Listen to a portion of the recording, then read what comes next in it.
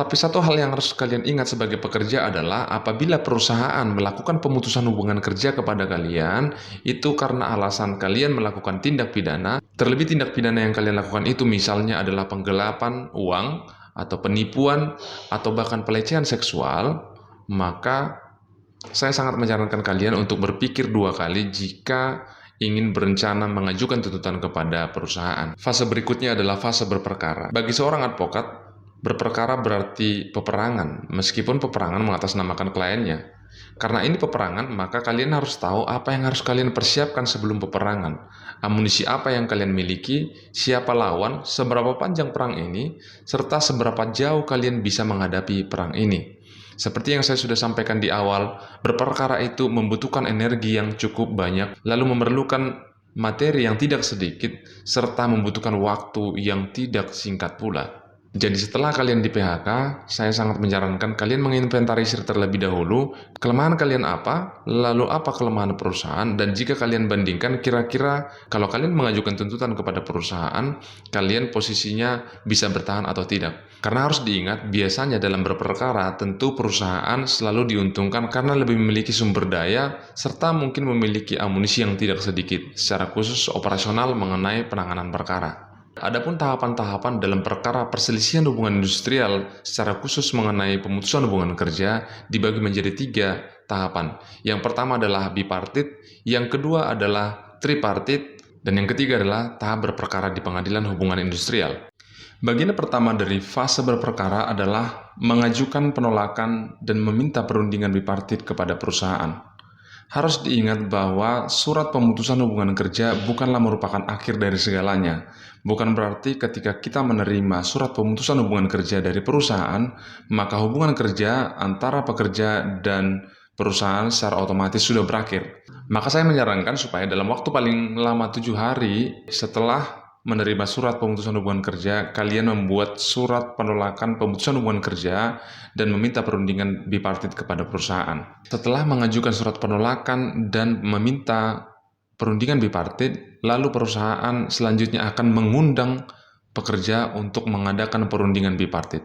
Ada beberapa skenario yang mungkin timbul pada saat perundingan bipartit. Antara lain, perusahaan meminta pekerja untuk menandatangani surat pengunduran diri dan atau menawarkan sesuatu yang tidak seharusnya. Misalnya perusahaan hanya menawarkan uang kompensasi sebesar setengah kali gaji dari si pekerja atau karyawan. Selebihnya perusahaan tidak mau membayar uang penggantian hak dan uang penghargaan masa kerja. Harus diingat bahwa seperti yang telah diatur di dalam pasal 150 dan pasal 156 Undang-Undang Ketenagakerjaan bahwa apabila kalian di PHK oleh perusahaan, maka kalian berhak mendapatkan uang pesangon, uang penggantian hak, dan uang penghargaan masa kerja. Pada saat perundingan bipartit ini, disinilah pentingnya kalian meletakkan di atas meja segala kelemahan, terlebih kelemahan perusahaan tersebut merupakan perbuatan melawan hukum. Kalian dapat menggunakan ini sebagai bahan negosiasi kepada perusahaan. Apabila perusahaan tidak bersedia memberikan hak-haknya kalian sebagai pekerja yang telah di PHK, maka kalian dapat memperingatkan perusahaan untuk akan melakukan proses hukum terhadap perbuatan melawan hukum yang dilakukan oleh perusahaan tersebut. Dalam perundingan bipartit saya yang terakhir mendampingi klien saya menemukan bahwa perusahaan yang melakukan PHK terhadap klien saya melakukan pemungutan atau potongan untuk BPJS Ketenagakerjaan dan BPJS Kesehatan, akan tetapi tidak pernah memberikan kartu BPJS Kesehatan dan kartu BPJS Ketenagakerjaan tersebut kepada klien saya. Hal ini jelas-jelas merupakan tindak pidana penggelapan apabila ternyata perusahaan tidak membuktikan jika si karyawan telah didaftarkan ke BPJS Ketenagakerjaan atau ke BPJS Kesehatan. Inilah yang saya maksud dengan menguasai kelemahan atau mengantongi kelemahan dari perusahaan. Ini menjadi bahan yang sangat penting pada saat perundingan.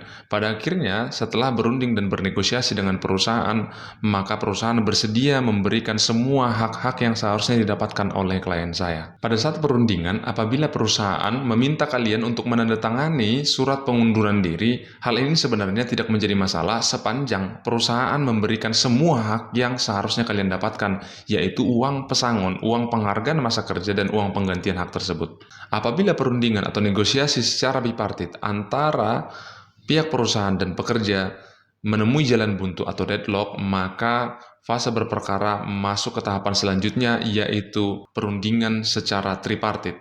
Yang dimaksud perundingan secara tripartit adalah perundingan antara perusahaan dan pekerja yang ditengahi oleh seorang mediator atau konsiliator. Harus diingat bahwa perundingan atau pertemuan tripartit ini tidak terjadi secara otomatis. Akan tetapi, kita sebagai pekerja harus mengajukan permohonan ke Dinas Tenaga Kerja setempat di mana kantor atau perusahaan tersebut berada. Prosedurnya adalah membuat permohonan pencatatan perselisihan hubungan industrial antara kalian sebagai pekerja dengan perusahaan, lalu meminta Dinas Tenaga Kerja untuk menunjuk seorang mediator untuk memediasi perselisihan hubungan industrial antara kalian sebagai pekerja dengan perusahaan. Setelah menerima surat permohonan dari kalian selaku pemohon, yaitu pekerja, melihat bahwa semua dokumen-dokumen dan persyaratan yang dibutuhkan untuk memproses permasalahan atau perselisihan hubungan industrial ini secara tripartit sudah dipenuhi, Dinas Tenaga Kerja akan menunjuk seorang mediator untuk memediasi dan melakukan pertemuan antara kalian sebagai pekerja dengan perusahaan dengan ditengahi oleh seorang mediator. Dinas Tenaga Kerja akan memanggil perusahaan dan juga pekerja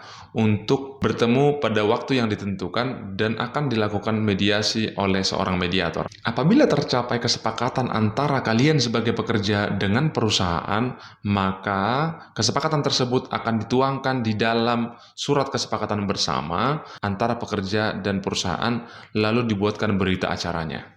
Setelahnya kalian tinggal menunggu sesuai dengan kesepakatan kapan hak-haknya kalian berupa pesangon, uang penggantian hak, dan uang penghargaan masa kerja tersebut diberikan atau diserahkan kepada kalian, apakah secara tunai ataupun secara transfer. Jika ternyata pertemuan secara tripartit tidak menemukan solusi atau kesepakatan antara pekerja dan perusahaan, maka Disnaker akan mengambil alih dengan mengeluarkan sebuah anjuran terkait perselisihan hubungan industrial mengenai pemutusan hubungan kerja yang dilakukan oleh perusahaan terhadap pekerja. Yang namanya anjuran, perusahaan maupun pekerja bisa saja melakukannya secara sukarela atau bisa saja tidak melakukannya. Dalam hal perusahaan atau pekerja menolak melaksanakan isi dari anjuran Dinas Tenaga Kerja tersebut, maka hal tersebut harus disampaikan ke Dinas Tenaga Kerja melalui sebuah surat. Baik pekerja maupun perusahaan harus sudah memberikan jawaban secara tertulis kepada mediator yang isinya menyetujui atau menolak anjuran tertulis dalam waktu selambat-lambatnya 10 hari kerja setelah menerima anjuran tertulis. Pihak yang tidak memberikan jawaban tertulis terkait anjuran Dinas Tenaga Kerja ini dianggap menolak anjuran dari Dinas Tenaga Kerja tersebut. Jika kedua belah pihak menyetujui baik perusahaan maupun pekerja, maka akan dibuatkan surat kesepakatan bersama dalam waktu 3 hari. Tahapan berikutnya dan yang terakhir dalam tahap berperkara ialah gugatan perselisihan hubungan industrial ke Pengadilan Hubungan Industrial. Kalian sebagai pekerja harus ingat bahwa kalau kalian ingin mengajukan gugatan terhadap perusahaan ke pengadilan, maka pengadilan yang berwenang mengadili perkara tersebut adalah Pengadilan Hubungan Industrial yang berkedudukan di ibu kota provinsi.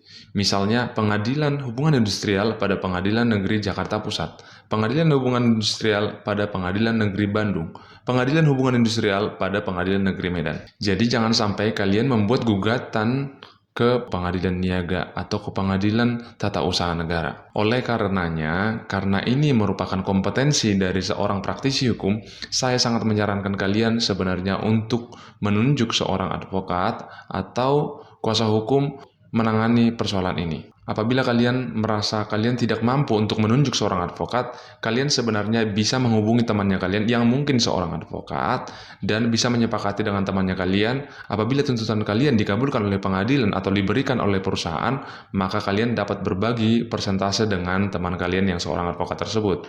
Atau sebenarnya ada beberapa lembaga seperti Kementerian Hukum dan HAM dan di pengadilan negeri menyediakan lembaga bantuan hukum yang memberikan bantuan hukum secara cuma-cuma kepada masyarakat. Karena kalau yang namanya berperkara di pengadilan, ada hal-hal yang sifatnya prosedural atau hukum acara dan sifatnya hukum material perdata yang benar-benar harus dikuasai oleh seseorang bagaimana caranya untuk mengajukan tuntutan, termasuk bagaimana caranya mengajukan bukti, bagaimana membuktikan, bagaimana cara mengajukan saksi, dan apa-apa saja yang tidak perlu kalian sampaikan dalam pengadilan. Catatan saya yang terakhir adalah, karena urusan PHK ini merupakan unsur yang sangat mendesak dan memiliki konsekuensi sosial di tengah masyarakat, harusnya khusus perselisihan hubungan industrial mengenai PHK sebaiknya diberlakukan seperti kasus kepailitan dan atau PKPU.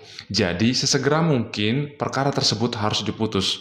Mungkin diberi jangka waktu yang singkat, pengajuannya juga dalam waktu yang singkat, lalu acara yang digunakan juga acara sederhana, sehingga nasib si pekerja atau karyawan tidak terkatung-katung.